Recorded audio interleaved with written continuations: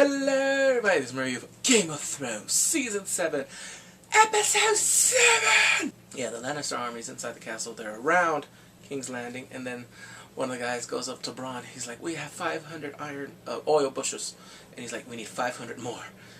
Yeah, because they're right there, and he's like, oh, I like being called me lord. And then you hear the Dothraki, because the Unsullied are all right there, and Bronn is making fun of them because they have no male regions anymore. And then the Dothraki come and they're like, we're screwed if we're going to war right now. Next, they're all in the dragon pit. Well, they're walking to the dragon pit. Bronn, Podrick, they meet again with Tyrion. And then Bronn was like, being very sassy. And then right there they have brotherly love where Tyrion was like, I missed you. I missed you too. I was like, oh. And you see Brienne right there. I was like, oh shoot. And then I'm like, wow, they have all these characters together in one place. And there's never been like this. I mean, they had well, since season 1, they had a lot of characters. Remember when they had the meeting with the Baratheons and the Starks at Winterfell? We had, a couple of the main characters. Ned, Jaime, Robb. We didn't know Jon was going to be a main character back then. But right now you see all of them there. Jon's there, Davos, Varys, Tyrion, Cersei, Jaime, the Mountain, the Hound, all there in the dragon pit. So they're sitting down, and Tyrion starts it off. He's like, we're here for a truce, and then Euron, he's making fun of his height, and then Jaime is like kind of protecting his brother, like, sit down. I was like, woo, he's like, yeah, no, I don't care. Like you're a Greyjoy, he's a Lannister, even though we're not on the same side. He's my brother, now sit, sit. And then guess who comes? Fashionably late.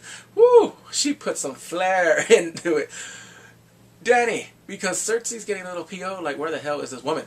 She came riding on a dragon.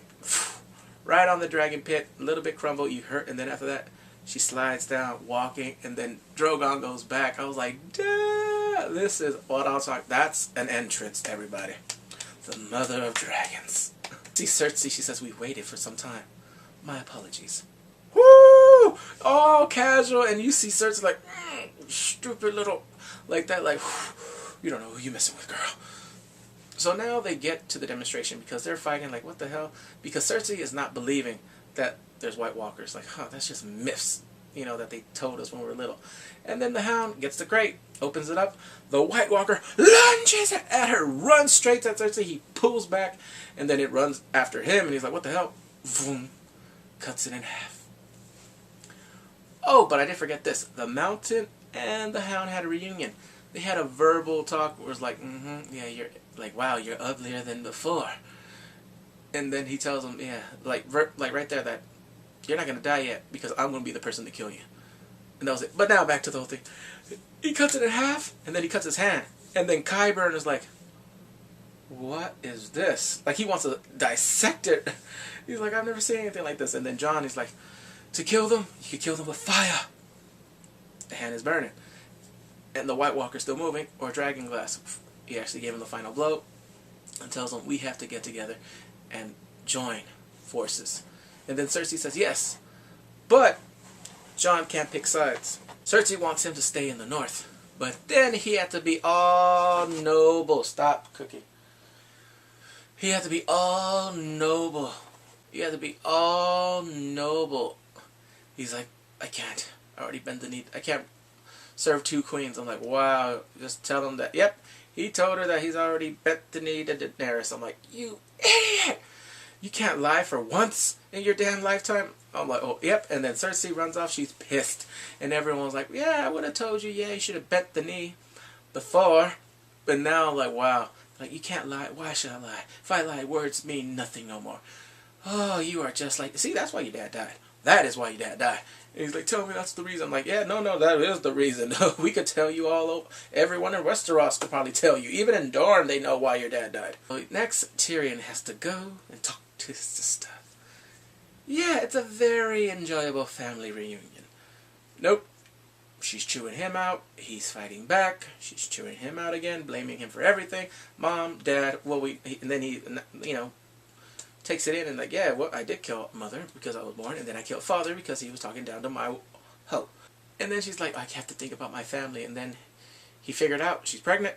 She changed her mind. She said, I will fight in the battle of the north. I will join. Our armies will go north and fight in this battle. And everyone was like, yay! Because it was crazy. They're like, we are fucked if she doesn't join. Now the battle preparations are happening because now they said that she should fly to Winterfell, but there's a lot of people in the north that don't like the Targaryens because of what happened with the Mad King during Robert's Rebellion. And one arrow could take her down. So Jon was like, no, let's sail to White Harbor. And they're like, okay. Now, Theon, because as they were leaving, he asked to talk to Jon, and he says, I'm sorry about everything. He's like, you're true. You've always been honest. You knew everything, even way before what's been going on back in Winterfell. He's like, he regrets everything he's done. And then Jon tells him, in lesser words, is like, yes, I can forgive what I can forgive. Like, my father was more than a father than your father.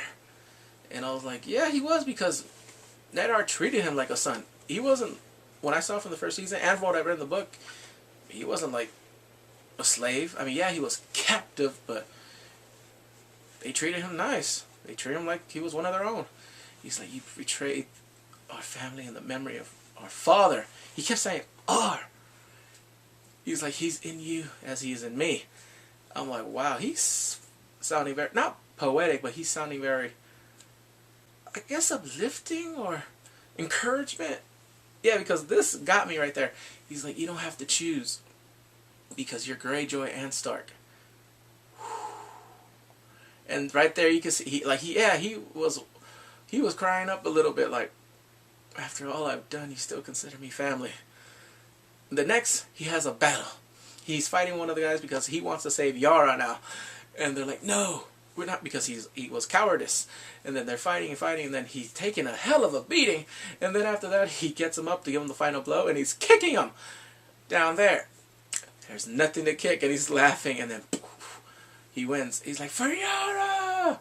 Yara! And they set sail. And finally, judgment! So, Sansa calls Arya into the hall, to the Great Hall, where all the lords are there, even Royce from the Vale. They're there, and he's like, yes, you have betrayed and done treason to our family. How do you plead, or something like that? And guess what she says? Littlefinger, Peter Baelish. I was like, it's coming! The day of judgment! I was like, oh, yeah! I was like, oh crap, Peter Baelish is going to get his finally. And she lays it out, everything. Selling her to the Boltons, betraying her dad, betraying the mom. Oh, conspiracy, the whole thing that started the thing with the Five Kings. Yeah, having Jon Arryn killed, and having her aunt write down a lie in the Ravens to everyone, saying it was the Lannisters doing it. And then pushing her. She said it right there. He pushed Lysa down the moon door. It was crazy. He's like, no, it's all real. You weren't there. And then Bran said this, you had a knife to my father and told him you shouldn't have trust me. I told you not to trust me. Yeah. I was like, ooh. Duh. And then Arya was right there, like, you told our mother that this blade belonged to Tyrion Lannister. This is yours. Yep, he was the conspirator that did this whole thing. And then he's like, he tells Royce, like, I order you to take me back to the Eyrie. Not a chance. Hey, oh Lord, his days. And then he goes on his knees, I loved your mother like I loved you.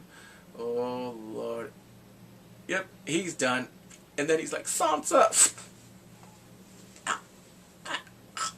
I was like, yeah.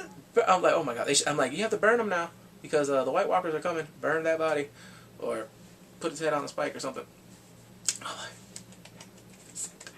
And guess what happens now? Jaime is with the other commanders of the Lannister armies, and they're talking about how to get to the north. Guess what? Cersei lied. Yep, she lied about it, like, oh my god, I'm truly like father. Now we know who's the dumbest, the stupidest Lannister. I was like, whoa, this woman is such a C-word, if you know what I'm saying. She is so loathing and vile, impudent woman. I was like, oh my god. So she lied and said, like, no, I'm not going to do that. I'm going to let them die in the north. Yeah, we have a line of credit in the Iron Bank. I'm going to get the Golden Company from Yeah, it was all a ruse. She said, Euron's gonna go to Essos and bring that army. And Jaime's like, I promised. He promised he will go to the north. He's taking that personal. You know what I mean? Like, it's his honor. Like, no, I'm going to the north. I know what's coming. Yeah, the White Walkers are real. I'm like, no, this is different. This is a battle between the dead and the living. He's trying to console her and tell her to reason like this. We have to fight. We can't do this whole squabble amongst ourselves, because if we do this, nobody will be alive. We're just going to... She's not listening. She's like, oh, you betrayed me when you talked to Tyrion. All that. I'm like, wow, if you go with that, it's treason. Treason! I'm like, what the... Everything is going crazy. And then he's like, that's it. I'm leaving. And then the mountain's right there. He's like, do it. Woo! She doesn't do it. And then he does leave. Yep. But this time he's on a horse. He has no Lannister armor, anything. He's in normal clothing. He hides his golden hand because anyone would recognize him going to the north would try to kill him right away. Well, he doesn't have his long locks like he used to, but they know right there the golden hand is a dead giveaway. But as he leaves, the first snow falls down on King's Landing. And I'm like, yeah, winter is truly here. So next, they're back at Winterfell. Sam has arrived. And he's in Bran's room, and he's like, oh, Sam Tarly. Oh, you remember me? Of course. I remember everything. Comatose. So Sam is like, oh, how you been? And then they're talking about, I'm here to see Jon. Yes, me too. I have something to tell him. To tell him who he really is. Yeah, his father and mother was Rhaegar Targaryen and my Aunt Lyanna. What? Oh, he said it all casual. I'm like, whoa, don't cut to the chase. Just tell us. And then he's like, yeah, he was born in Dorne, so he's a Sam. And then Sam is like, no, he's not. What do you mean? He read one of the High Sept. He read the thing. He reread it because remember when Lily was like Rhaegar had an annulment. He's like, yeah, he read it that he had an annulment from from Elia, and they got married in secret. He's like, what? Yeah, he's a Targaryen. You can see this, right? And then he goes back right away. The flashback. Rhaegar Targaryen and Lyanna Stark. He is mine, yours, one. Oh my God, they took the oath. They got married. I have my jokes for another video. I will be telling jokes. Not in this accent, but I will be telling jokes about Lyanna Stark. But yeah, oh my God, they got married and right there, and then they show it there, and then Bran is narrating this whole sequence. It was well done. I would have liked it more, but then I'm like, Rhaegar is a splitting image of Viserys. Literally, just a little bit taller. Because me, I was like, oh no. Pause, you know, that word, no homo. I would have been like, I wanted to see someone, I wanted to see a man, I wanted Fabio. But, hey, we finally got to see Rhaegar, alright? And Liliana. And then she says his name. Aegon Targaryen. Okay. I was like, yeah, and then after that, whoo, the boat scene. Knocks on the door, she opens, whoo, she's ready. Yep, they're having...